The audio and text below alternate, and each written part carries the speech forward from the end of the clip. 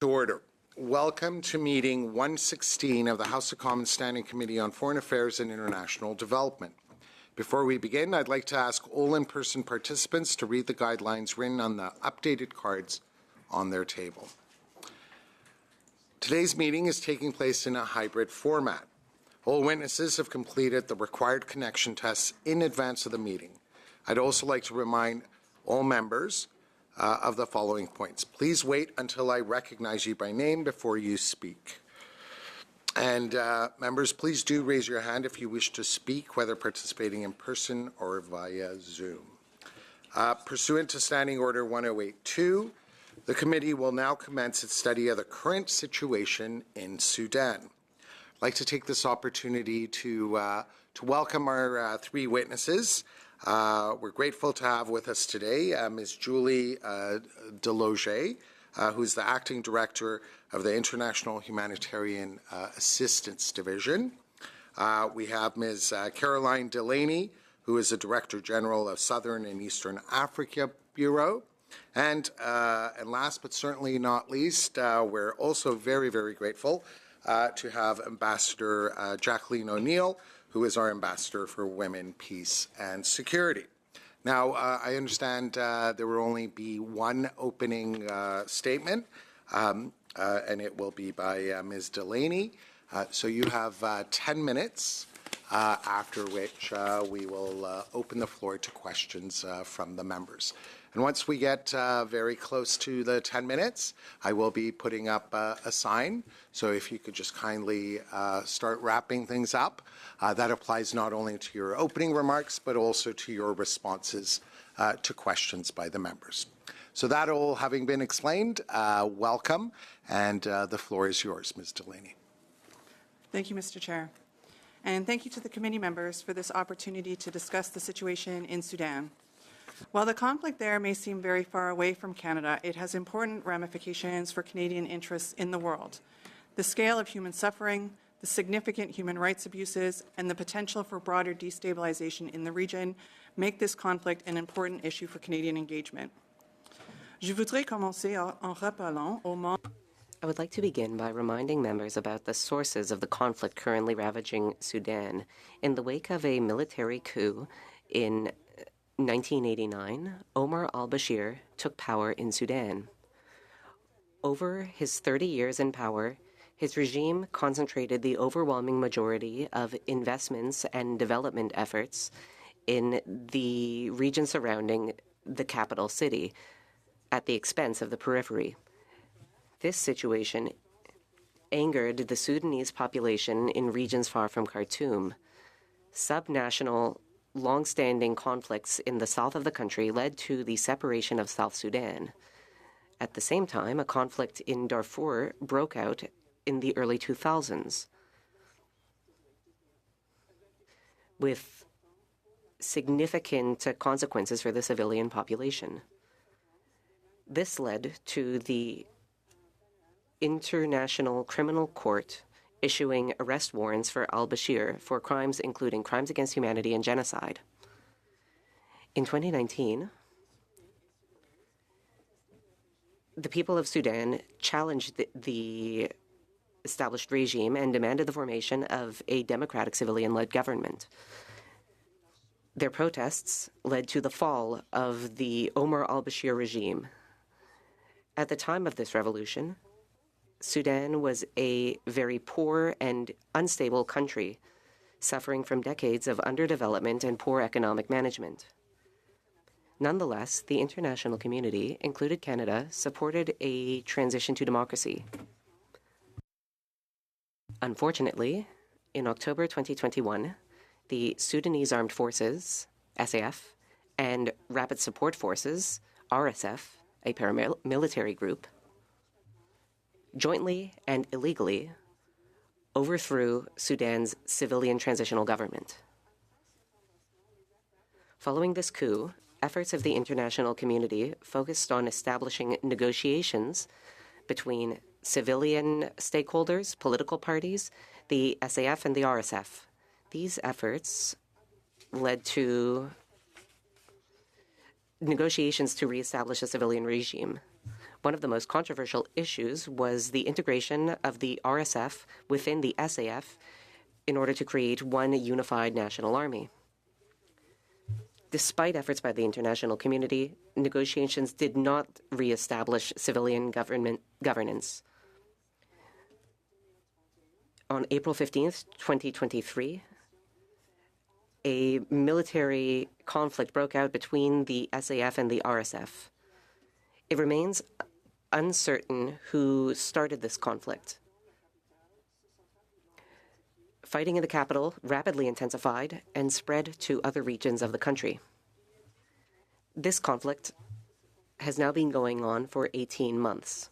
Over time, the situation has only grown more complex as multiple actors in Sudan and the region have begun seeking to protect their interests. The current conditions in Sudan. Efforts at mediation continue, but have not yielded results.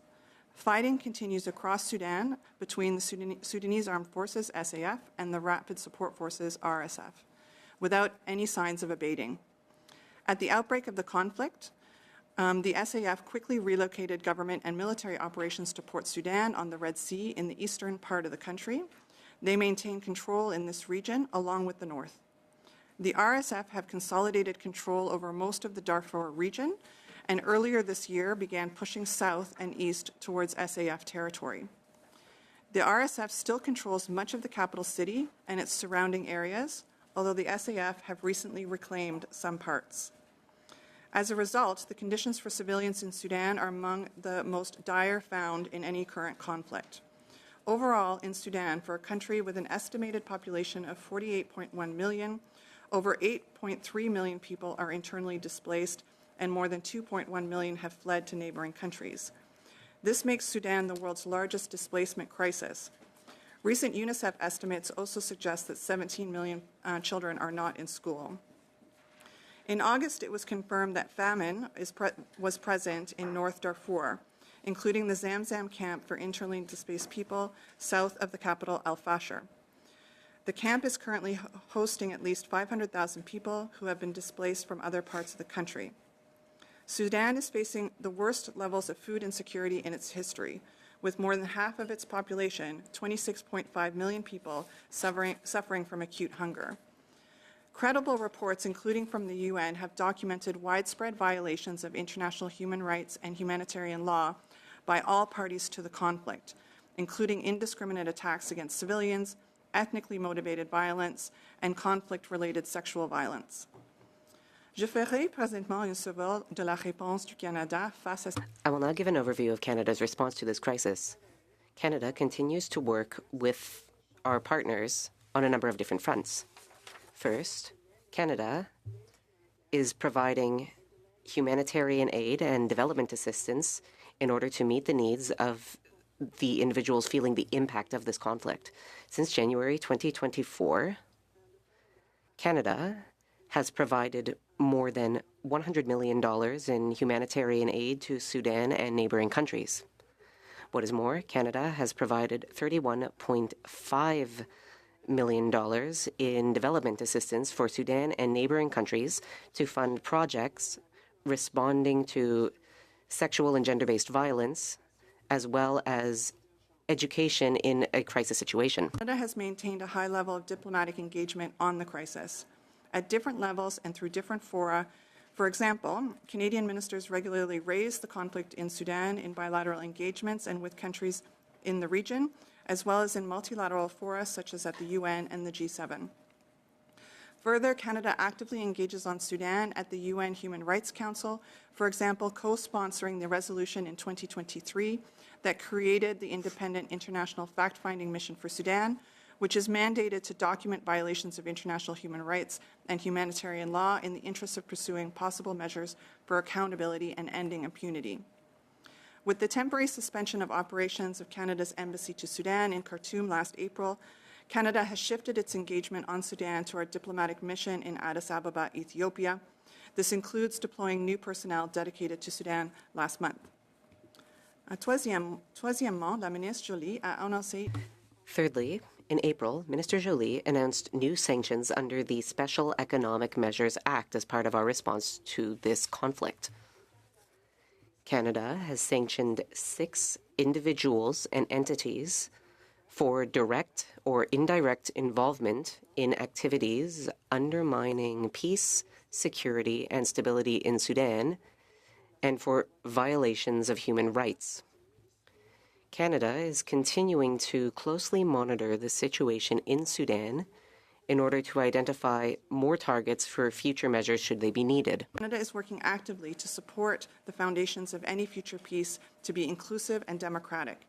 Canada recognizes that there can be no durable peace without the meaningful inclusion of civilians, including women and youth, in mediation efforts. Canada is also supporting Sudanese civilians and civil society organizations to engage in political dialogue efforts to mitigate the effects of conflicts on civilians at a local level and to protect human rights defenders and women peace builders. Further, Canada's Ambassador for Women, Peace and Security, Jacqueline O'Neill, who is with us today, was in Geneva in August to support U.S.-led efforts to include Sudanese women in the current ceasefire talks. In conclusion, the situation in Sudan is unlikely to improve in the short term. The longer the fighting lasts, the greater likelihood of increased engagement by other armed groups and by regional players. This is likely to further entrench the conflict and worsen the humanitarian crisis. Le Canada continue donc de suivre la situation de... As such, Canada is continuing to monitor the situation closely. We will continue to identify opportunities for action and to use the tools available to us to mitigate impacts of the conflict on civilians and to encourage a path towards peace and stability. Thank you for your time. Thank you very much, Ms. Delaney. We now open it up to questions by the members. And the first member up is MP Chong. You have 5 minutes. Thank you, Mr. Chair. Merci à tous pour votre témoignage. Thank you for your testimony, and thank you for being here with us at the committee. You mentioned that the government suspended our mission to Khartoum. I have a few questions about that. Can you tell us do we have any consular or diplomatic officials on the ground in Sudan? No, we do not. Okay. And do we have any locally engaged staff who are still engaged in Sudan, or they all have been on suspension as well? As you mentioned, Mr. Chair, as the member mentioned, we did suspend operations of the mission in Khartoum. We do not employ anyone through that mission now. There are 2 staff working out of the embassy in Addis, Canadians, and we are in process of hiring a locally engaged staff there who will also work on Sudan. Thank you. I appreciate that. Another question I have is, so in the G7, the United States, the UK, France, Germany, Italy, and Japan, of those missions, are any presently in operation in Sudan of our fellow G7 countries, or are they also all suspended as well? No, from our like-minded groups, there are no open missions in Sudan. Okay. And are those missions for our closest partners and allies, are they also operating out of Ethiopia? There are a fair number. There is a critical mass of missions and ambassadors to Sudan who are based in Addis, which is one of the reasons we decided to do the same, but not all. I don't have a list here. Okay. To get a sense of things. Can you tell us, do you have any sense when our mission in Sudan will recommence? No, Okay. it's difficult to say at this point. I would say not in the short to medium term. Okay. The other question I have is, more broadly, what other assets on the ground does Canada have, not just in Sudan, but in the broader region, military assets, other assets that could be brought to bear to help, along with our partners and allies, to resolve this crisis? Mr. Chair, the question with regards to military assets is outside my remit. I won't be able to answer that, so would refer you to DND. In terms of Canada's approach, we did announce, Minister Houston announced in April, approximately $130 million worth of Canadian assistance. This is around $100 million in humanitarian and $30 million worth of development financing. Okay, and when is that money going to flow? Over the course of several years or immediately? What's the sort of time frame on the delivery of those So the those 100, monies? the 100 million in humanitarian is for this year. The 30 million in development assistance is over multiple years. We spent in 2022, 23, all of Canada's international assistance in the country averaged around $60 million. On the bilateral development side, in terms of the program that targets directly Sudan, we spent about $9.5 a year. And the humanitarian assistance that has been allocated for Sudan in the future, can you tell us which entities that will be flowing through? Sure, I'll turn it over to my colleague, Ms. Deloche. Thank you. We work through experienced partners, so some have been identified. They're members. We have a mix of NGO partners, UN organizations such as WFP, the World Food Programme, the Office for Coordination, OCHA. We also have UNHCR, given the levels of displacement in Sudan, as well as Red Cross partners. There was an article in this week's New York Times by Mr. Christoph about the severe famine that could be taking place in Sudan. And specifically, he mentioned the work that the World Food Programme is doing there. How much of the money, can you tell us how much of that money is going to be apportioned for the World Food Programme? I would have to return with those specific numbers. Okay, that would be helpful. Thank you. Mr. Chair, those are all my questions. Thanks. Thank you very much, Mr. Chong. We now go to MP Chatel. Merci beaucoup, Monsieur le Président. Bienvenue. Thank you very much, Chair, and welcome to our witnesses. Thank you for coming to speak to us about this absolutely catastrophic situation. Often women and children become the first victims of atrocious wars like the one we are seeing. Madam Ambassador, could you speak a little bit about your work to protect women who are facing an extremely precarious situation, as well as the work you are doing to help improve the situation for women to the extent possible? Thank you very much.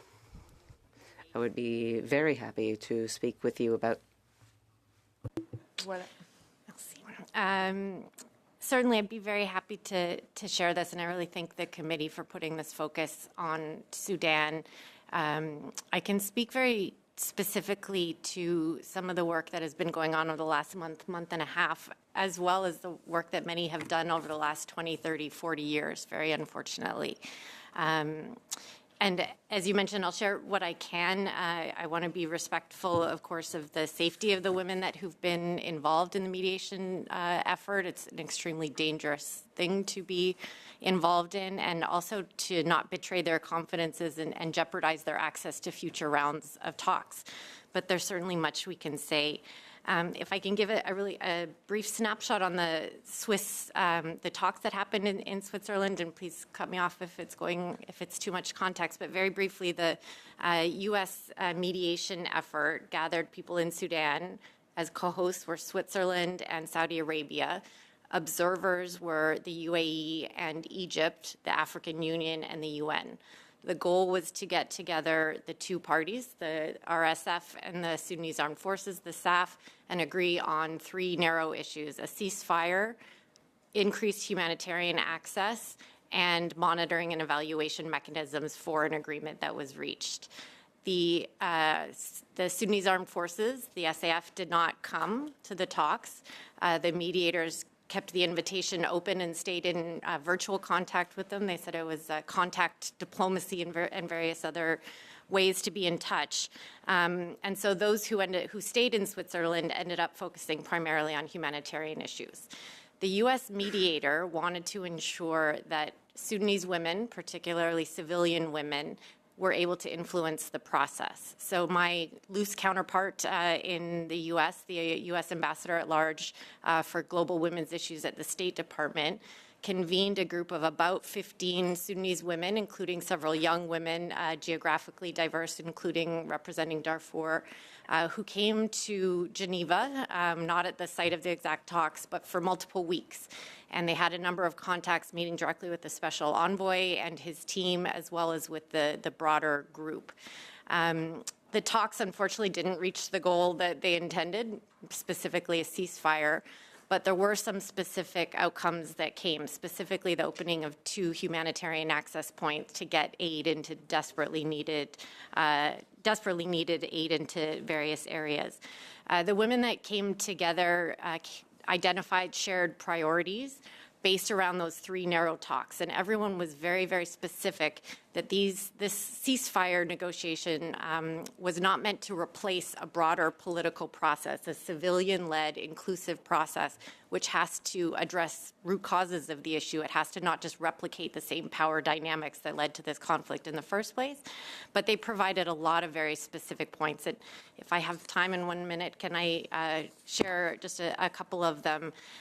So briefly, I would say that they influenced the talks themselves, the dynamics, and the content. And this is something that's been substantiated publicly by the mediator, by Secretary Blinken of the U.S., made the same comments. And they did so in a couple of ways. One, they spoke very frankly about the immense trauma, horrors, and horrific situation that they're dealing with. They talked about sexual violence. They talked about people that they know. Everyone knows someone who has been raped by either the RSF or the SAF, and they really brought a sense of urgency to the talks. They talked about the cessation of hostilities, wanting to ensure that sexual violence would be included in any ceasefire agreement as a violation and explicitly named. They talked about the issue of part of the 2 armed groups at different checkpoints demanding sex in exchange for passage or for access or for food, and that being a crisis, a situation that commanders needed to address. They talked about whether if humanitarian passages are opened, could the corpses of people, could dead bodies be returned among those humanitarian access passageways, because there's so much trauma in communities of people not being able to know whether their loved ones are dead or give them proper burial. So trying to infuse that in talks, trying to ensure that humanitarian assistance, as Canada often supports, includes dignity kits for women with sanitary products and access to various medical services and supplies that they need. They also talked about the future talks and future negotiations, and were very clear that they wanted to ensure women were directly included, and they did get that assurance from all of the groups that were there in the final declaration from all of the actors. Thank you for your question. Thank you. We now go to MP Bergeron. MP Bergeron, you have 5 minutes. Merci, Monsieur le Président. Thank you, Chair. Thank you for your presentation and for the answers to our questions. I believe it is well and truly time to speak about the catastrophic situation affecting Sudan and the region. And now we have 3 women before us able to tell us about what is going on. And I think that's particularly meaningful. So thank you. As part of our study on Canada's approach to Africa, members of this committee heard about the entirely predictable character of the conflict in Sudan. Given that the conflict was entirely predictable, what role did the Government of Canada play in conflict prevention initiatives prior to the outbreak of violence in April 2023? Thank you. That's the toughest question, I think. Many times in hindsight, these conflicts are visible in advance in terms of what the signals were that they were coming. I think it's harder at the time to know what is exactly going to be the trigger. Canada had a mission and has had a longstanding engagement in Sudan for quite some time prior to this particular conflict. And at the time of the revolution in 2019, we upgraded the chargé to an ambassador in recognition of the toppling of Bashir, the president who had controlled the country for 30 years. And then in order to be able to provide support to that transition to a democratic Sudan. That included reopening the development program that had been closed previously in Sudan, as well as working with IFIs to support the institutions in Sudan to be able to reform and respond to the opportunity that was presented with the end of the Bashir regime and the introduction of a civilian-led government. Unfortunately, what happened subsequently was that the leaders of the RSF and the SAF undertook a coup and toppled Prime Minister Hamdok and the civilian-led government and decided to take over power for themselves. There was a UN mission there at the time called UNITAMS, and our ambassador was very closely involved in supporting that mission in terms of its efforts, as well as like-mindeds like the US and the UK and Norway in engaging with SAF and the RSF to be able to encourage them to return to a process of civilian-led government.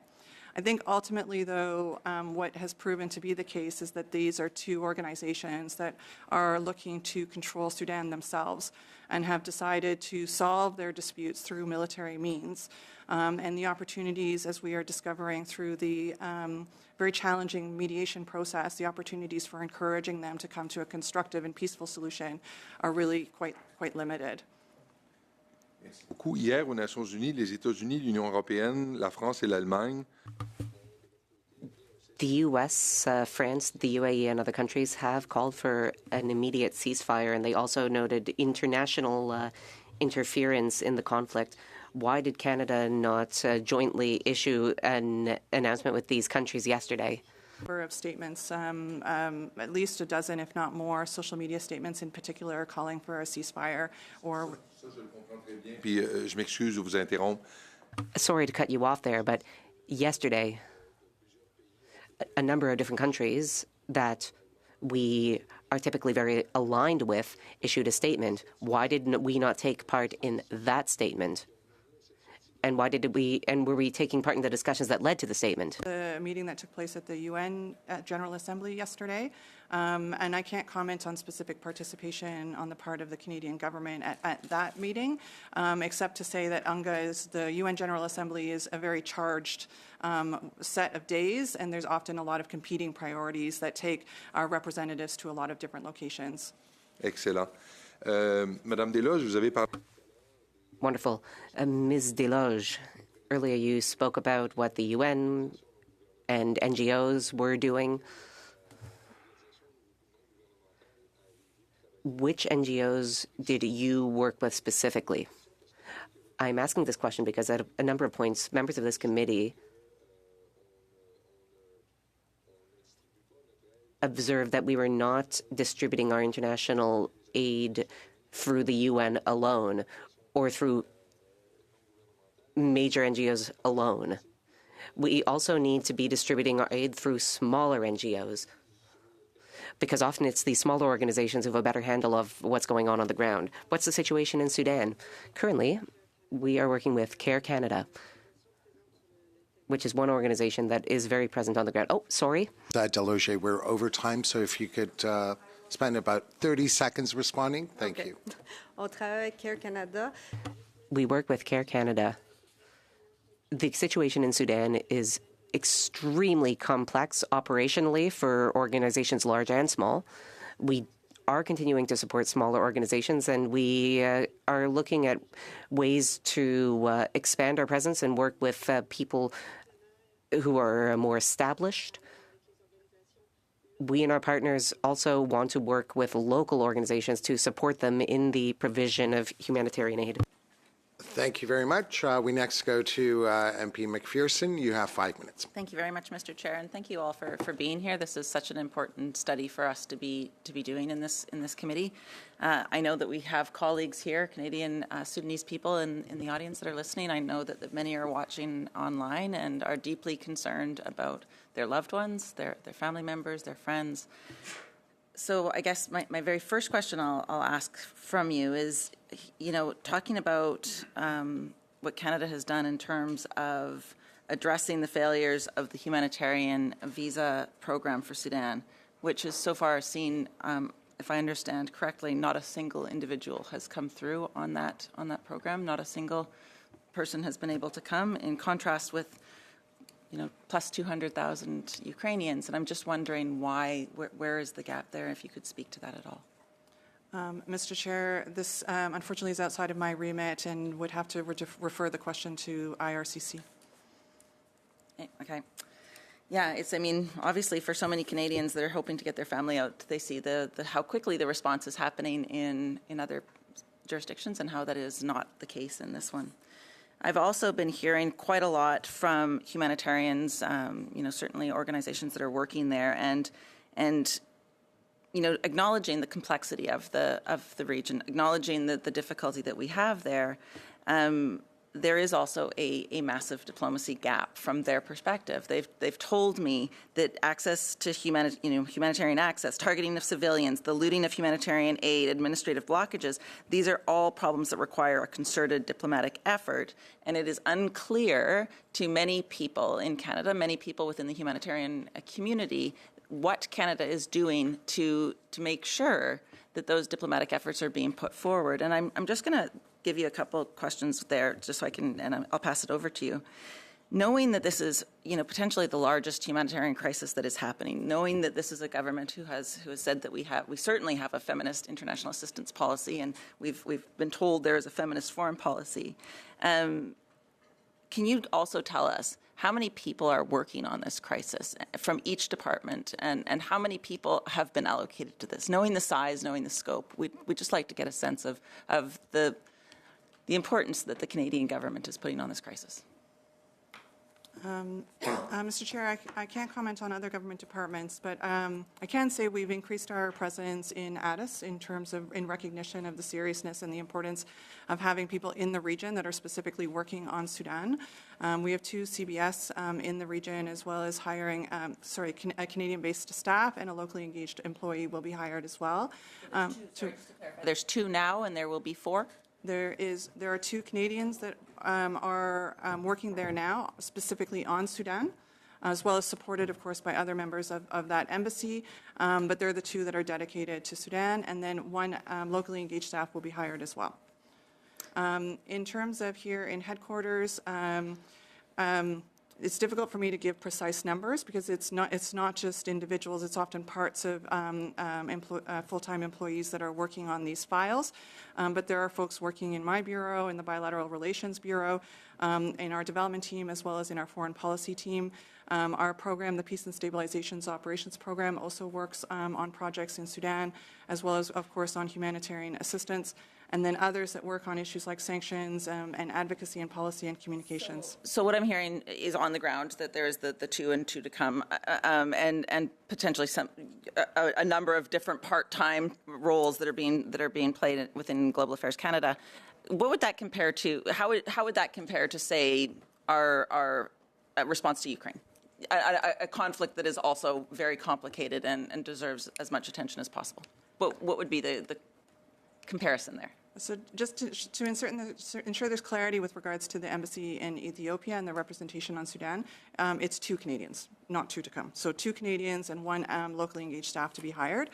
And then it's outside my remit. I don't have the numbers here with regards to the comparison with other parts of the department. Thank you.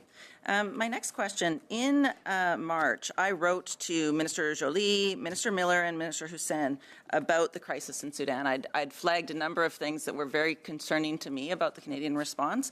I did hear back from Minister Miller, and I'm grateful for his response. However, I did not ever hear back from Minister Joly or Minister Hussein. And so one of the questions that I had asked of the government, the government was supposed to be shaming those states that were arming the Sudanese government and the paramilitary forces, that they should be working to end the illegal trade in weapons that contribute to the crisis. And I also participated in a press conference with the Raoul Wallenberg Center 3 months ago, in which we also raised these concerns about the United Arab Emirates' role. Over time, so if we could just provide him, 30 seconds to respond, please.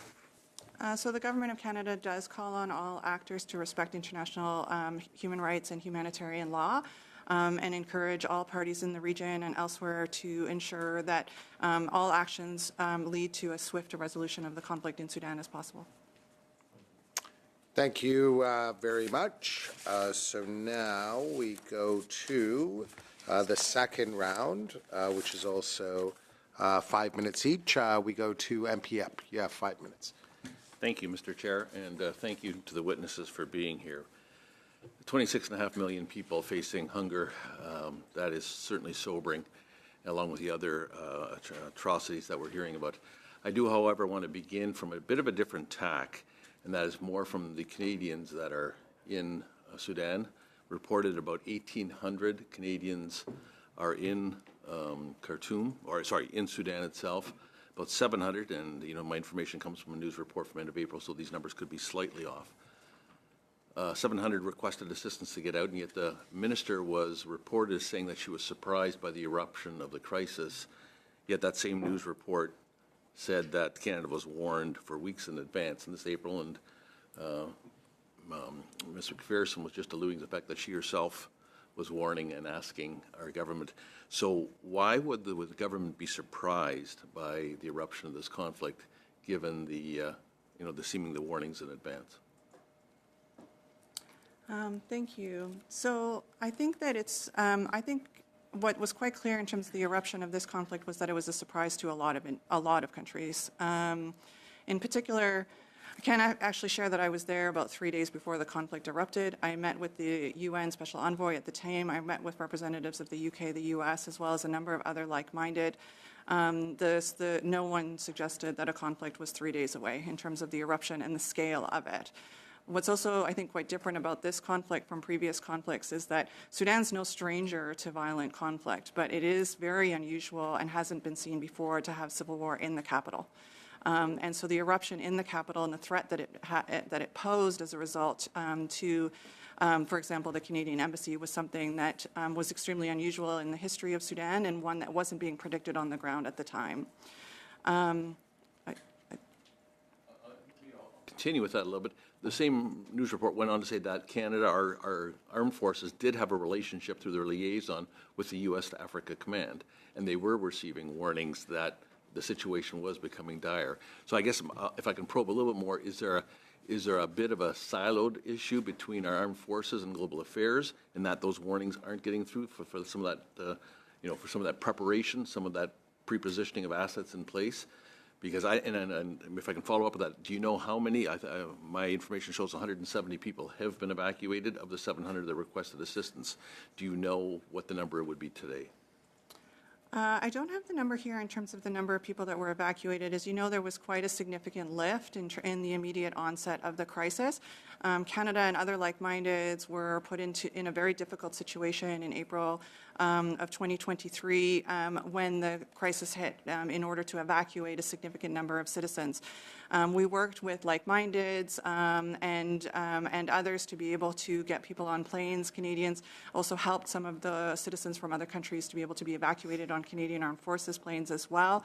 I don't have the numbers on hand here with regards to the number that have been supported to leave.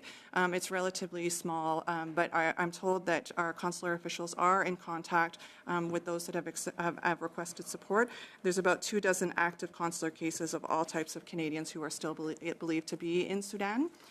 In addition, I would say that based on my own experience working on fragile and conflict-affected states, the things that trigger a violent conflict are very difficult to predict. And it's not unusual to be in a situation like we saw in Sudan in 2023, when the events leading up to it are obvious in hindsight, but it's hard to know the exact moment that it's going to happen. While I can appreciate that, our like-minded, as you reference, were able to position their assets in such that they could help their citizens, and as you said, they were also able to ferry some of our own Canadians out. So again, I'm looking for how, if our U.S. and other like-mindeds were also surprised, how were they able to get their assets in such a position? Because my understanding is from news reporting that there were 2 CF-130s in the region as well. Yet we weren't able to secure landing rights, or I'm just trying to understand why the lag, if there was such a surprise that was more widespread. I'm afraid I'm not in a position to comment on the positioning of CAF assets. Okay. I'm going to switch gears a little bit. Can you talk a little bit about the externalities as far as toward the peace process from nations outside of Sudan? United Arab Emirates, Egypt are alleged of picking sides. Where are China and Russia? Wagner Group, can you, my time is limited, but can you touch on those externalities right now of the process? Absolutely. Obviously, with regards to Russia, they aren't a positive actor in the country. I think that their interests are probably much more in an interest of actual chaos as opposed to stability in the country. Historically, they were quite aligned through Wagner to the RSF, and their interests there were access to the gold mines that were controlled by the RSF.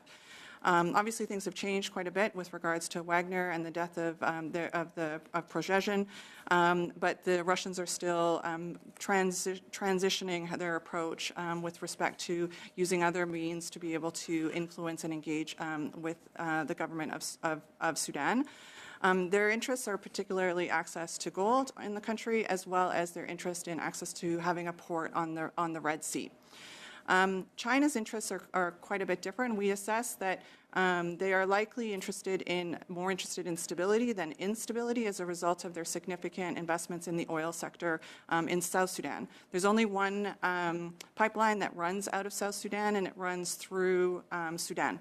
And there has been real issues with the stability of that pipeline as a result of the violent conflict in the country. And so from the Chinese perspective, the continuation of this war is likely a threat to their access with regards to the oil there. In terms of the region, obviously for any country in the region, this war is of particular concern. There are significant migration issues related to this with refugee flows, in particular to the Central African Republic, to South Sudan, as well as to Chad. These create significant challenges for those countries. And then there's also often ethnic ties that cross borders that also influence the stability or the sort of how this particular war plays out in those countries as well. Canada's position is very much encouraging all actors to refrain from supporting the belligerents and recognizing that doing so is not in the interests of international human rights law or international humanitarian law. Thank you, Mr. Chair.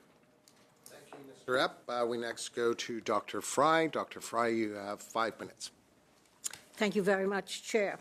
I wanted to follow up on some of the questions that were asked by my colleague earlier on. Sophie, I think the things that I want to know is it obvious that we are supporting 1325, the United Nations Declaration.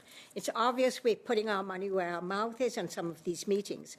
But and that is helping women. Now, giving women hygiene products is not really a way to deal with women who have been raped and sexually violated. And so what are we doing to help those women have access to abortion or to sexual and reproductive health products, et cetera, to help them in terms of that? I would like to know what we're doing about that. Secondly, it's great to listen to women coming in and talking about what is going on and giving you examples of what's happening. But what are we doing to move forward on the whole 1325, which is prevention of conflict, negotiation during conflict, and of course, post-conflict rebuilding. So what are we doing to encourage that and give women a real say at the table in those issues, not just to hear what they are telling you on the sidelines? Are we doing anything about that? I'm going to start just a bit with the development program and then turn to my colleagues. Certainly, the ambassador will have a fair amount to share, and then also Ms. Delage will have some comments with regards to how we support these issues on the humanitarian side. The Government of Canada mobilized $6 million worth of emergency funding in 2023, and what the purpose of that was specifically to recognize that there were going to be new challenges that women and children, particularly girls, would be facing as a result of the onset of the crisis. So we decided to allocate this fund specifically to education in emergencies, as well as for the prevention and response to sexual and gender-based violence. So some of the concrete examples that I can share in terms of what that money does is that we've supported 134 service points. These are safe spaces for women and children, as well as mobile clinics in response to people that are experiencing sexual and gender-based violence. 100,000 people have received mental health supports as a result of that funding, and there have been 80,000 consultations for sexual and reproductive health. I think these are significant ways of recognizing the unique ways in which women experience conflict and mobilizing development funds to be able to respond to that. But at the same time, of course, women are also very much involved in needing to support their families in the context of this food security crisis. And so one of the things that we have done is adjust existing food security programming in agriculture to be able to be responsive in areas where it's actually possible still to work, and to create more resilience in communities by ensuring that they can continue to plant and to grow and have access to seeds. And as we know, a lot of smallholder farmers are women, and so these projects work directly with women to help them be better able to support their families. Ambassador? I just would like you to elaborate on access to abortion after rape. Sorry, not you. I'm asking Ms. O'Neill. I'm not able to speak to that You're topic. not able to. So are you able to speak to that? Abortion is illegal in Sudan, so we do not support those services in countries where it's illegal. But it's not legal in places like Poland, where we have refugees coming from Ukraine, but we are working to ensure that women have access to that. So I don't know why we can't do that in Sudan. I'm afraid I don't have an answer for that. I can't compare to other countries. Okay. I can speak if the chair permits, related to the topic of women directly at the table. And perhaps I sense in the members' tone what I sense from a number of Sudanese women as well, of enough of listening to us, enough of us being on the sidelines outside the door. That's very much the tone that every single Sudanese woman brings to any political discussion. And so to be clear, in Switzerland, they did meet with the parties that were, all of the parties that were gathered at within the group of internationals that was there. They did not meet with the RSF because the SAF did not come. They did not want to be perceived as favoring one side, or they didn't want to be perceived as meeting with one only. They did meet with what table there was. They were not permanent members, however, and they talked about that as something that was deeply frustrating. That's one of the reasons that Canada supported this effort by the U.S. to bring women physically to the location, to talk as much as possible, to have someone there with the fancy title of ambassador who somehow helps get closer to the table. But that's very much where we were going. And perhaps this is also in part an answer to the other member's question about, are we supporting, how do we get funds and assistance directly to smaller organizations? Canada has also been funding networks and organizations of women-led civil society organizations in Sudan to focus on prevention, essentially, to get women involved in all sorts of conflict resolution, prevention, mediation at local levels, on local disputes, training women, although none of them at this point need to be trained, but getting access and advocating, giving space and opportunity to advocate for themselves. So that is very much something that is, the focus is not just an interesting side story, it's getting to the I'm center. glad to hear that, because I think 1325's very essence is about getting women there at the table, being part of the prevention I'm afraid we're out and of time. negotiation. I Dr. think that's Fayed? important. We're Thanks. out of time. So we now go to Mr. Bergeron. Mr. Bergeron, you have 2.5 minutes. I was about to say, yay, 5 minutes. OK, merci. Dans un article... Thank you very much. In Le Monde Diplomatique, Gérard Prunier asked a question that, in my view, is very pertinent and very important. He said, does Sudan even still exist? What remains of the Sudanese state, in your view? Is it even viable to talk about a Sudanese state? And who are Canada's partners in what remains of the state of Sudan?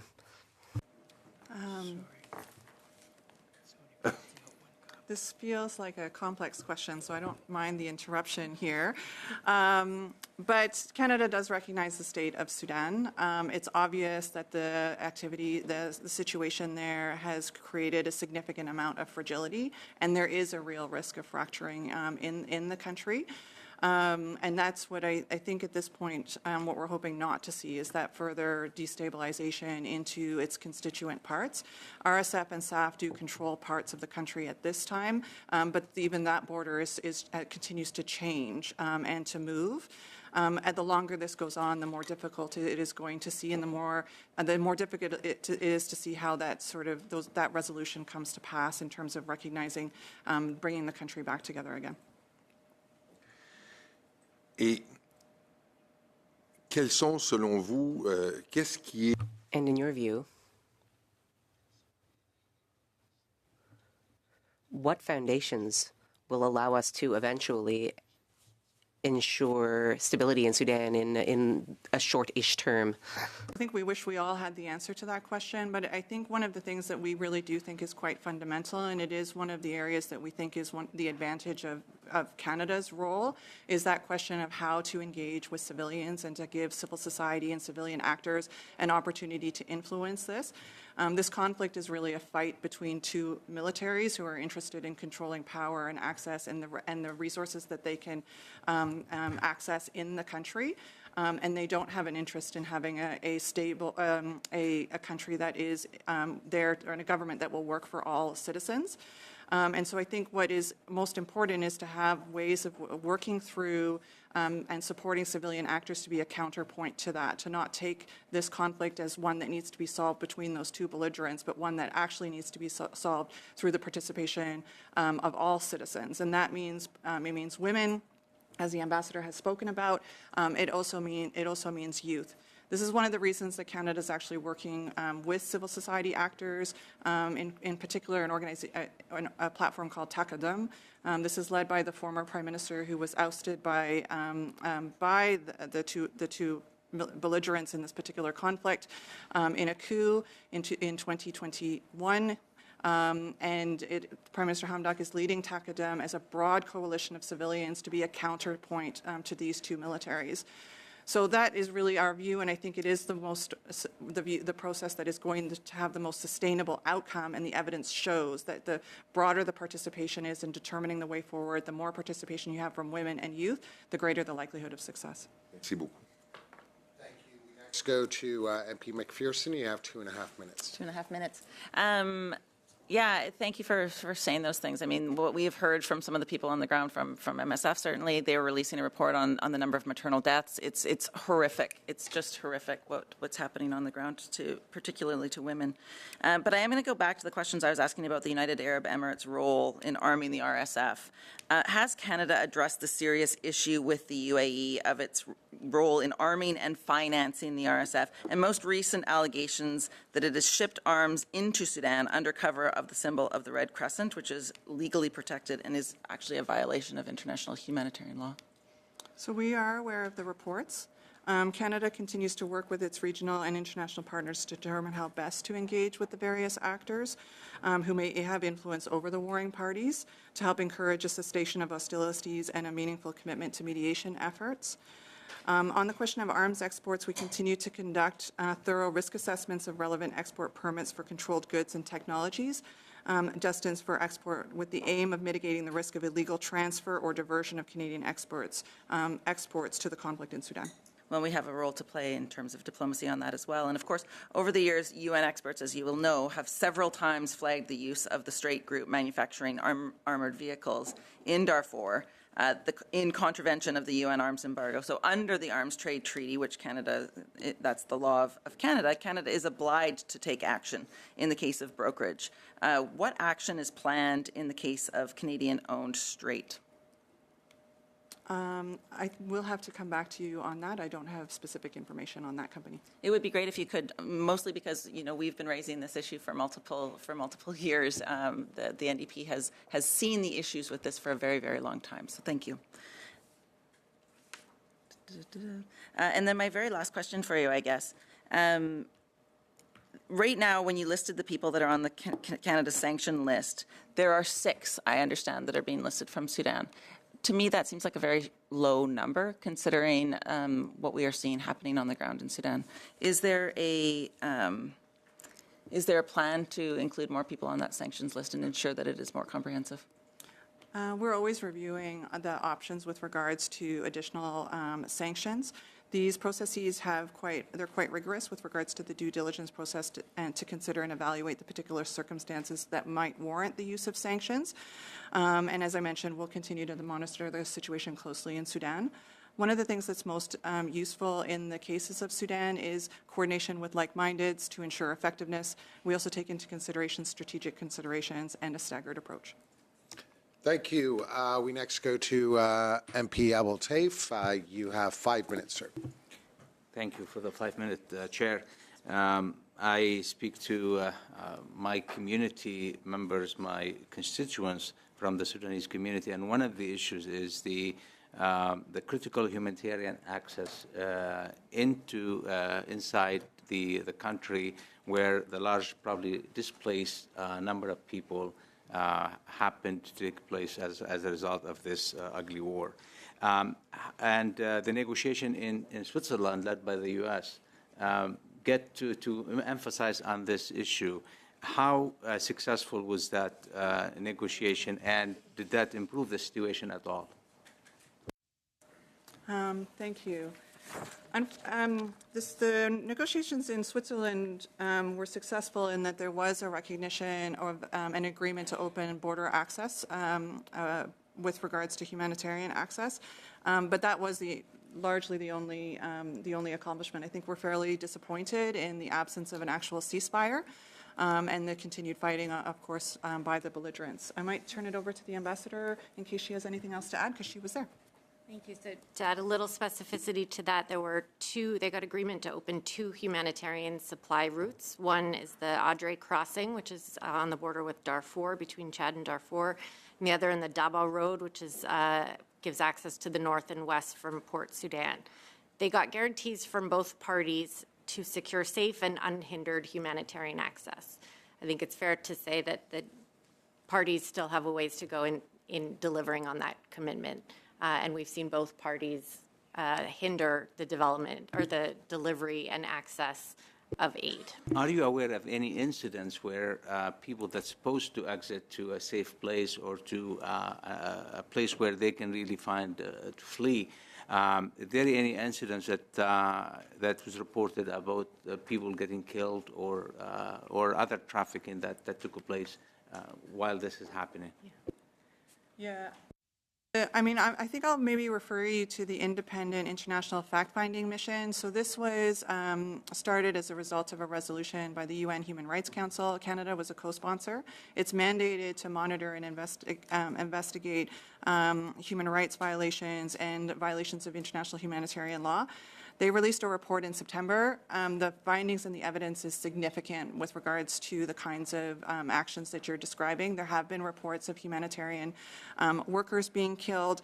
The report itself found that both SAF and the RSF and allies are responsible for large-scale violations, many of which amount to war crimes. This includes things like airstrikes, destruction of civilian infrastructure, ethnic-based attacks, rape, SGBV. I mean, the list is really, it's quite horrendous in terms of the kinds of violations that they're seeing, including against children in terms of the recruitment of child soldiers.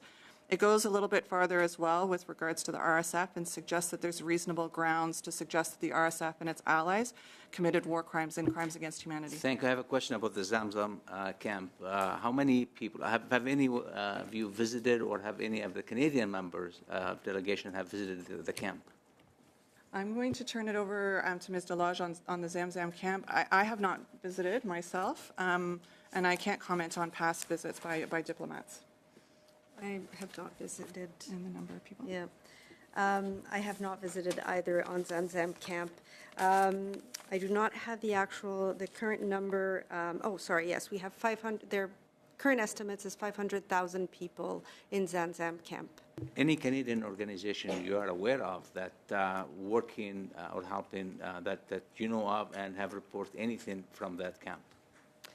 I do not have. I mean, we can look into that, but not off the top of our. Because I'm interested to know what role exactly Canadian organizations have taken into the camp. I visited camps in Cox's Bazar in Bangladesh, where about 105 different organizations were there, some Canadians, some, of course, from the rest of the world. So I'm interested to know if there's any idea how many Canadian organizations were on the ground or still on the ground in the camp. I can speak to what we are doing and to support people in the camp. We are WFP, the World Food Program, is our largest humanitarian partner, and they are scaling up right now to respond to over 180,000 people who have not been receiving assistance or very limited given the very challenging access situation in that camp. Is it safe to assume that Canada's focus on this specific mission is probably food, as famine is a big issue on the camp? Yes. Yes, food is one of the largest sectors that we support, but we also provide support sector activities under water and sanitation, hygiene services, nutrition, shelters. These are all the largest needs that we are seeing across the country. Thank you very much, Mr. Abou-Taif. We now turn to MP Oliphant. You have 5 minutes. Thank you, Mr. Chair, and thank you to our guests today. Thank you for your work, and I would just begin by also, even though it's been over a year, ask you to express our thanks to members of the mission who were evacuated and who continue to work. In those days following the April 15th eruption of hostilities, I was following hour by hour what was happening in the breach of our mission, which was in a convenient place close to the airport, but in the worst place close to the airport. So they were very precarious days, and they were very courageous. So I hope you pass that on. I think I want to follow up. I'm a little less bleak about the future situation maybe than Mr. Bergeron is. I think that my visits to Sudan have shown me the resilience, particularly of the women of Sudan, civil society organizations coming out of al-Bashir's tyranny. I think that there was a tremendous resurgence of democratic hopefulness that was a threat to at least 2 people and their cohort. So I am hopeful. And my question, I want to follow up a little bit on Mr. Epps' comments and questions, because I think he was getting to an important part. Both within the country, it's about 10 million displaced people, about 8 million, I believe, internally displaced people, and about 2 million refugees. Folks, that's literally the size of half the countries of our world. 50% of the countries have more than 10 million and 50% have fewer than 10 million. I want to think about the effects on Chad, on Central African Republic, Ethiopia particularly, a little bit on South Sudan with family connections, and wondering what our capacity is to help the migrating people. I've been to al-Fashir. I mean, it's not going to be easy to get in there with aid because conflict continues. 4 hours ago, there was a major set of attacks in Sudan with the SAF coming back against the RSF. But what about the other countries? Where are we at, and how can Canadians help? Thank you. Yeah, the situation in neighboring countries is quite severe. The largest recipients with regards to refugees across the borders are the Central African Republic, Chad, and South Sudan. One of the challenges for South Sudan is that there were a significant number of South Sudanese who were living in Sudan, and so in fact it's people that are returning. In all of these cases, what we're also seeing is that the level of resilience and the capacity, the level of resilience of the people that are coming across the border is not as high as we would like to see with people that are migrating in this fashion. And if you look at the folks returning to South Sudan, often they don't have homes to go home to. They've been gone for many decades. They might be the descendants of people that were refugees across the border during the conflict in South Sudan. And so what we're seeing in all 3 of those countries is that the ability of host governments and the international community to be able to support them is really severely constrained. I'll turn it over to my colleague to talk a little bit about the humanitarian response, but will indicate really quite the level of seriousness that exists there in terms of the number of displaced individuals and the capacity to support them. Yes. So we are providing assistance across the region in all the countries that we have mentioned, reminding that these countries, as you know, are experiencing their own pre-existing humanitarian crises with very vulnerable populations. People are arriving from Sudan in these border areas that are extremely difficult to access. It is the rainy season as well. On top of everything right now, there's a flooding across the region, making it beyond the conflict, the number of people arriving, very challenging for humanitarian partners to access, but they are delivering assistance. We are supporting several partners, whether in Chad, in South Sudan, or in Ethiopia, in these border regions. Some of the concerns that we are seeing is, as I mentioned, the logistics, but also the increased cost this is causing in a context of very limited funding overall for partners. And then the spread of communicable diseases as well in these not always the most salubrious situations for folks to be in. Sudan is an exporter of food, or has been an exporter of food. Do you know where most of the food goes to that they export? I do not. We'll check on it. Thank you. Thank you. So we now go to the third round. For the third round, it's 4 minutes for the Liberals and the Conservatives and 2 minutes for the Bloc and the NDP. And we start off with MP Yap. Thank you. Fourth round, but who's counting? Madam Delaney, in your opening round, you talked about and used the term meaningful peace. Can you expand on that? I think I'll also be turning over to my colleague, the ambassador. And I think a meaningful peace is one that is a peace for everybody. It's a positive peace. It's a peace in which everyone has the opportunity to participate in the decisions that their government and their country is making, where services are provided to everyone, where no matter where they live and what their gender is or what their ethnicity is, they have the opportunity to participate in the governance of their country and to access services. That has not been the case in many, many decades or ever in Sudan. First, as a result of the approach that President Bashir took during his time, where he really concentrated the benefits of the resources in the center, in Khartoum, neglecting the periphery. And we saw the results there with regards to the civil war with South Sudan and then later with Darfur, and the ultimate decision on the part of South Sudanese through a referendum to separate from the country. Internal process. Is there an external party that could be a peace broker, the AU or something along those, respected by all those parties?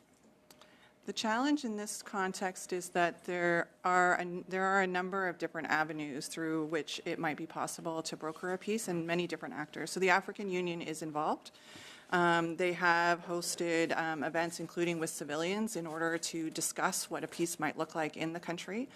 Then we have also regional actors like Saudi Arabia. Saudi Arabia hosted talks in the initial months of the conflict in Jeddah to be able to try, with the U.S., to try and come to an agreement between the RSF and the SAF. We saw also the most recent Geneva talks hosted by Switzerland and led by the Americans with participation from Saudi Arabia as well. Thank you. I'm going to turn the rest of my time over to my colleague Ziad. Thank you, colleague. I did ask a question about the exact role or the most significant role of the Canadian government or Canadian organization. If you don't, you're not going to give us an answer now, but if possible, we can get an answer in writing from you. That will be very helpful to the community.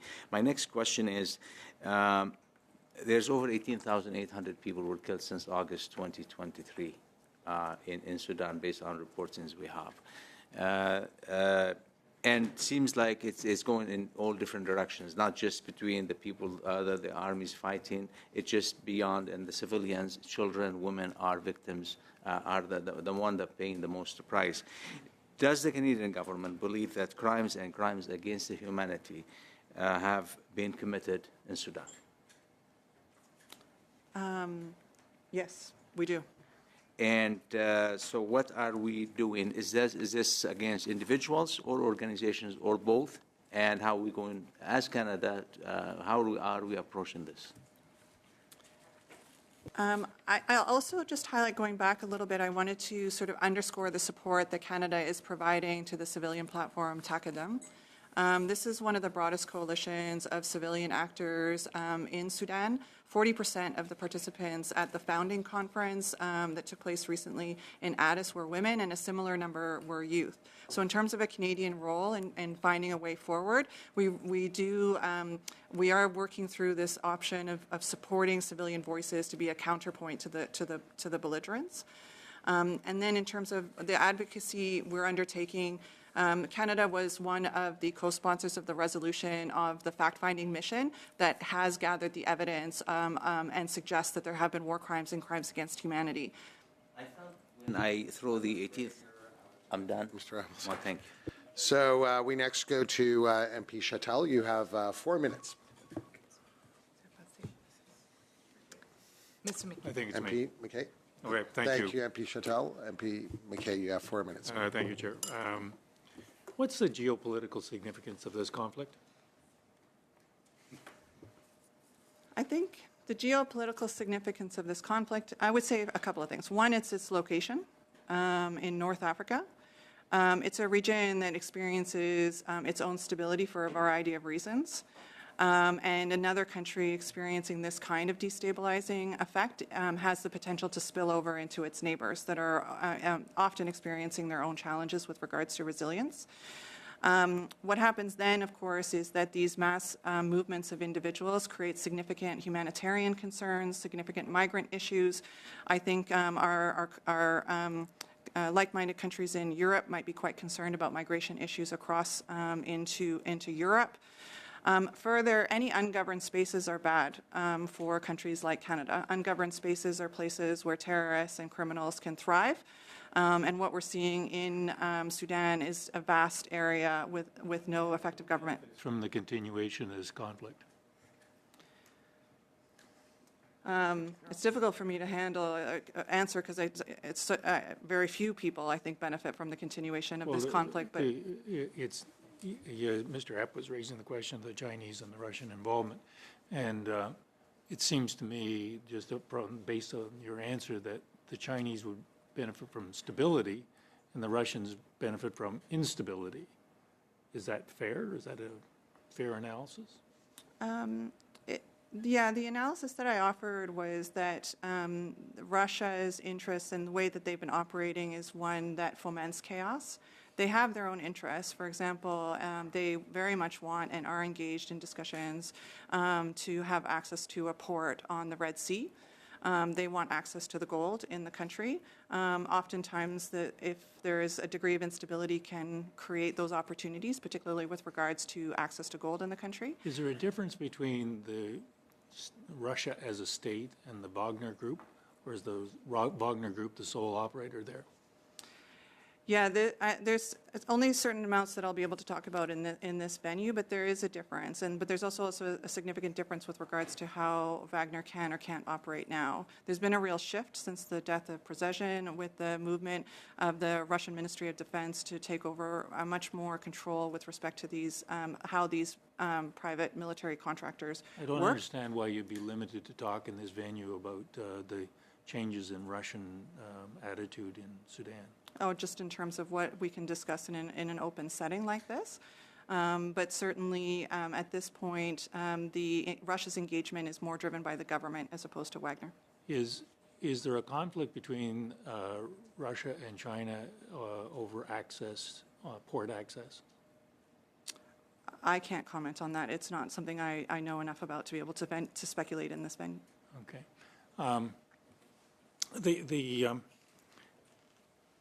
My friend, Mr. Oliphant, was talking about the export of food, and an extraordinary amount of food seems to go to the UAE. I assume to the detriment of the people of Sudan. Is the UAE a beneficiary of this conflict? Very, please. I can't comment on the export. That's not information that I have. As I mentioned earlier, I am not aware of where food exports go from Sudan. 90%. Thank you. Mr. Bergeron, you have 2 minutes. Merci, Monsieur le Président. Thank you, Chair. At various points, you noted that a number of countries have chosen to set up missions for Sudan in Ethiopia. Ethiopia is also the seat of the African Union, which has called for an immediate cessation of hostilities. And they spoke about the security situation in various provinces of Sudan. what role can the African Union play to resolve this conflict? As the member is likely aware, Canada now has a representative to the African Union, and this is in recognition of the significant and important role that the African Union plays on the continent, including in peace and security. And the challenge, though, in Sudan is that there are so many actors who are seeking ways forward with these particular belligerents and others in terms of a ceasefire. Canada does support the African Union efforts at supporting dialogue, particularly ones that they've hosted where they are broad and inclusive with regards to civilian actors. But like the other parties, they are also having trouble finding a way forward. En effet, So it would seem, considering the fact that there are numerous problems going on in Africa, what would allow the African Union to play a more active, effective role, a role that is more likely to lead to success? I wish I had on hand, and maybe we can submit something in writing in terms of how Canada engages with the African Union on peace and security, because there is quite direct engagement and support in terms of supporting their capacity, including to engage in mediation and other activities. On this particular issue, we've engaged and we've asked and we've offered as well Canadian support. And so they know that we're there if they need them. And we can come back in writing on how we engage with them more generally on peace and security. Monsieur le Président. Thank you, Mr. Bergeron. Madam McPherson, you have 2 minutes. Thank you very much. You know, I'm going to go back to the report that we've seen from MSF, and just to read your quote, this is a question for you, Ambassador. This is a crisis unlike any other I have seen in my career. Multiple health emergencies happening simultaneously with almost no international response from the UN and others. Newborn babies, pregnant women, and new mothers are dying in shocking numbers. And so many of these deaths are due to preventable conditions, but almost everything has broken down. They further say that for this crisis to be addressed, the United Nations must act decisively and that they must accelerate the return of staff and that there must be more resources made available. What other things can we do to alleviate this crisis that is clearly targeting women, Ambassador? Thank you for that. I read the same report. I think it said that the majority of deaths were caused by sepsis, which is exceptionally preventable, both in babies, newborns, and in their mothers. We need more money committed overall. This was a core appeal from everyone who was around the table in Switzerland and has been there, has been advocating for this for a long time. We talked about Canada fulfilling its commitments made at the Paris conference, effectively a pledging and donor conference. Many of those commitments have not been delivered upon, so we need to encourage, and many people talk about the importance of encouraging all of our partners to deliver on the commitments that they've made and to increase the commitments that they've made. And ultimately, this requires, the full addressing of the issue requires peace. There's only a degree to which even UN presence, increased UN presence and supplies is going to be functional when there's no functioning stability health care system and not regular aerial attacks on those delivering assistance. So continuing to pressure parties to the talks and pressure a humanitarian pause access, anything that will enable this service to get delivered itself. And increased resources, of course. Always, always. Thank you, Madam McPherson. We now go to Mr. Chong. Mr. Chong, you have 3 minutes. Thank you. You know, often in these conflicts, what fuels the conflict is the ability to get U.S. dollars. And, you know, Sudan's top exports are agriculture, was mentioned, but their top export is, one of their top exports is agriculture, oilseeds, but the top export is gold. And gold exports have not diminished at all throughout this conflict, and our understanding is that a lot of that ends up getting smuggled out of the country, and I'm sure that it's in return for U.S. dollars, and that in turn fuels the purchase of military kit and equipment. So what is the Government of Canada doing to ensure that none of that those illicit proceeds are being laundered through our financial system? And I ask that in the context of the recent $3 billion provision that TD Bank has set aside and the recent resignation of the TD Bank CEO in light of money laundering operations that have been conducted through the bank in the United States. There have been recent FINTRAC fines leveled against big Canadian banks late last year and early this year for failing to comply with anti-money laundering legislation.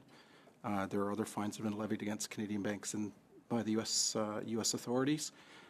So what are we doing to ensure that no monies are being laundered through our financial system with respect to what's happening in Sudan?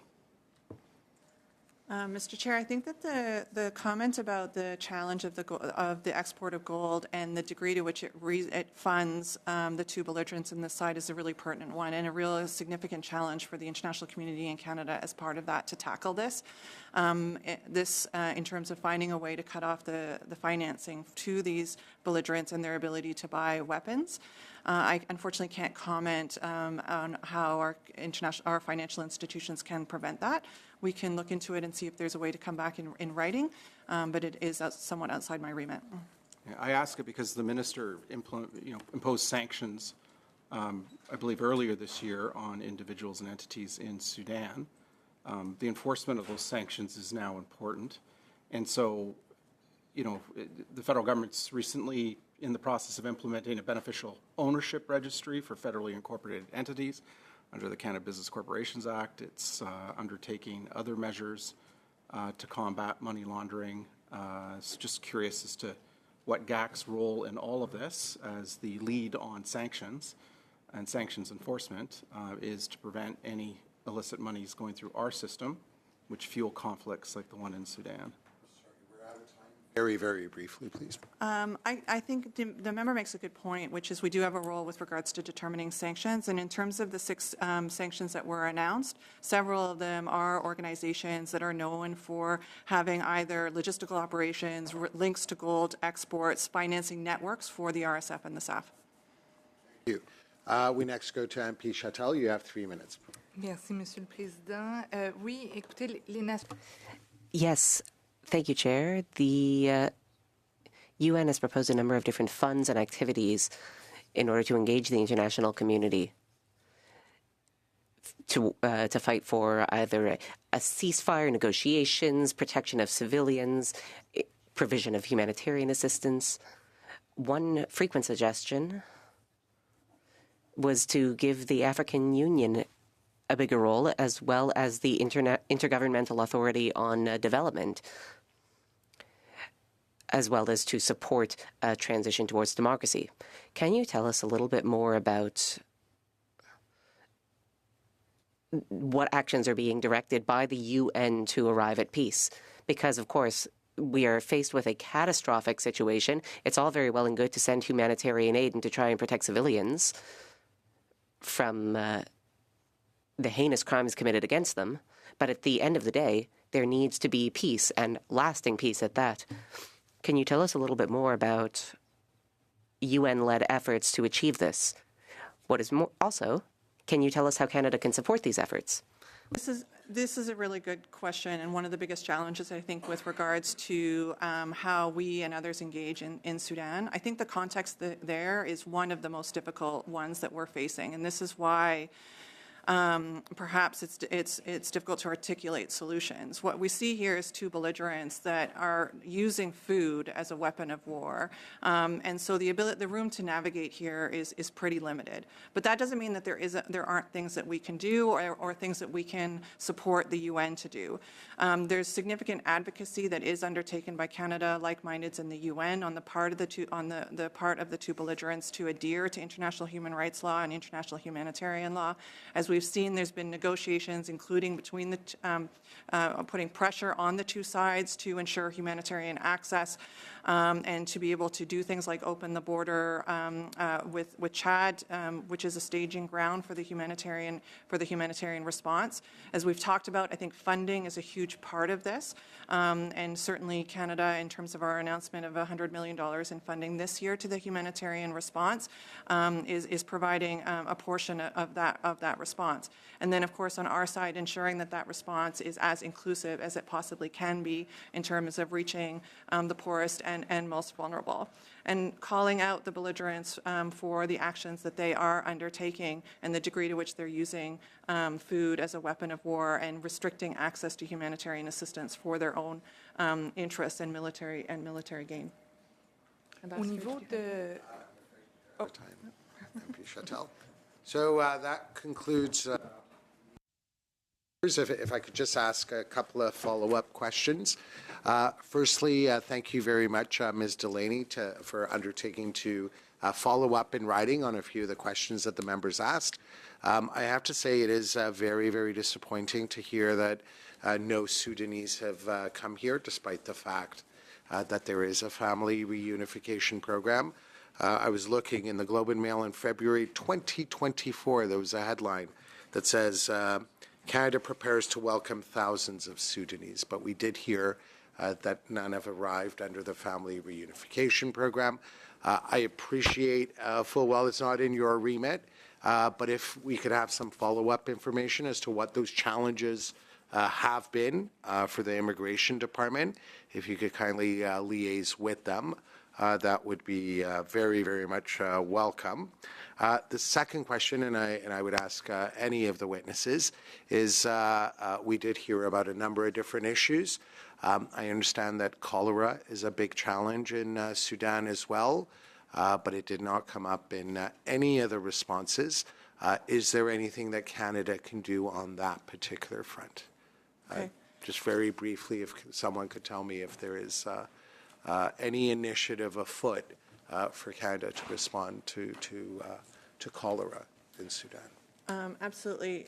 So, Mr. Chair, on the question of the humanitarian visa program, I didn't speak to it at all. I don't have any information on it, so can't comment on. But we will Liaise with absolutely. The Immigration We'll engage with the and ensure that IRCC has an opportunity to engage on that issue. You're right, we didn't bring up cholera. We also didn't bring up malaria. It's the rainy season in Sudan. There are increased cases of cholera and malaria as a result. And we also, of course, know that it is the most vulnerable, in particular children, that are most affected by these diseases. And the degree to which health facilities, hospitals, have been targeted in this conflict is significant. I think the numbers are quite staggering with regards to the destruction that has been seen. It's one of the comments that I maybe didn't make as explicitly as I could have, that what marks this conflict also as being a bit different from what we've seen in other places or in Sudan is the degree to which the intent on the part of the belligerents to destroy infrastructure is really significant, and we've seen that in the health sector as well. I'll check to see if Ms. Delage has anything to add on the humanitarian side. Yeah, we can certainly add. I think from the humanitarian perspective, the challenges are so numerous. Yes, cholera did not come up, but it is also on our minds. It is a major concern in context of the displacement, the crowded areas that we see. And two of the biggest needs to respond to cholera are water and sanitation and hygiene programming, as well as health services. As Ms. Delaney said, these are the health infrastructure in Sudan has been severely damaged. However, through our ongoing funding, we do have support to the health sector via the International Committee of the Red Cross. We are also supporting water and sanitation programming, and one of the funds that we support in Sudan is the Sudan Humanitarian Fund, which is managed by OCHA, and that helps to pre-position funding for these kinds of outbreaks and emerging needs, so that when like the cholera outbreak, they can work with local organizations, they can work with international organizations to get funding out rapidly to address it. So we have funding in place for this. Ambassador O'Neill.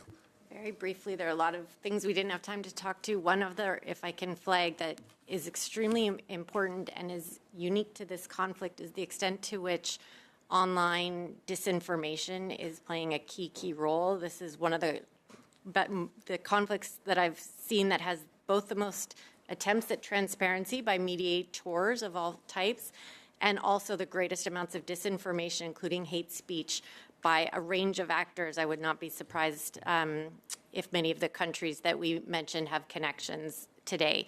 There's a dramatic amount of online hate speech, disinformation that is set to disrupt talks, and so therefore getting out proactive information and clear information is extremely important. This is the first round of talks that I know of that has been undertaken when there's generative artificial intelligence, for example, and we're already seeing fake videos, fabricated accounts of attacks, massacres, et cetera. And I think as parliamentarians and as people watching this, we have to be exceptionally aware of the amount of disinformation that is circulating around this conflict and the complexity of managing it primarily for the Sudanese people. Well, thank you very much for that. Very, very grateful for this briefing. Ms. Delaney, Ms. Deloge, and Ambassador O'Neill. I should say we're all very grateful because, as you will recall, the last unanimous consent motion that was adopted the day we adjourned for the summer was on the situation in Sudan. So I can assure you that this is of grave concern to every member of this committee. But thank you very much for all your efforts and for being here with us today. So before we go in camera for committee business, I'll just suspend for 3 minutes just to allow us to send out a link. Thank you.